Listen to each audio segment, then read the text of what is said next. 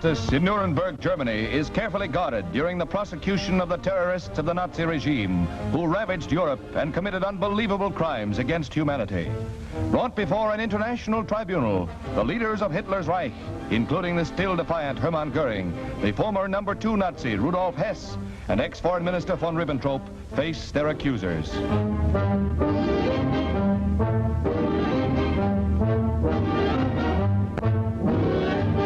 Newsreel and Signal Corps cameramen are privileged to sit in on this historic scene.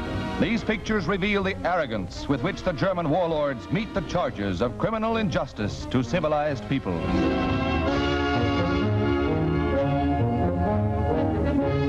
Prosecutor Robert Jackson of the United States opens the trial with a strong indictment of the defendants.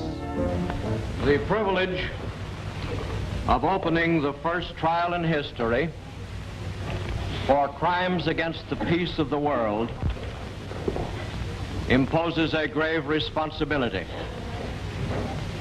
The wrongs which we seek to condemn and punish have been so calculated, so malignant and so devastating that civilization cannot tolerate their being ignored because it cannot survive their being repeated. Following the indictment, the presiding judge summons each defendant. The defendants to plead guilty or not guilty to the charges against them. Hermann Wilhelm Goering. Bevor ich die Frage des Gerichtshofes beantworte, ob ich mich schuldig oder nicht schuldig bekenne.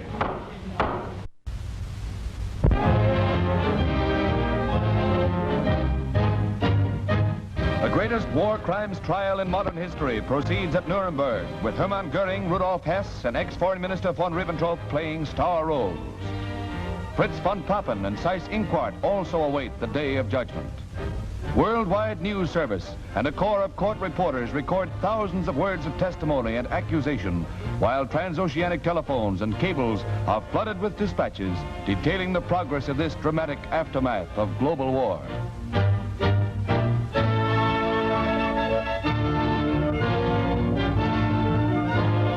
The wheels of justice grinding slowly on seem to bore big stuff.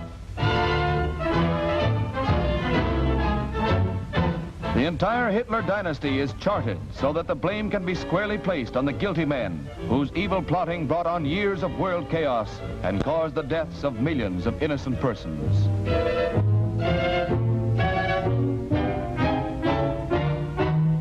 Could it be a slight case of rope burn, Mr. Goering?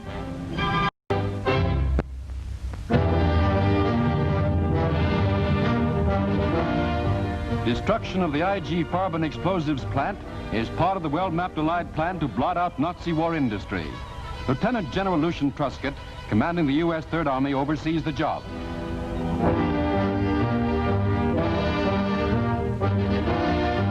"200 tons of TNT do the trick."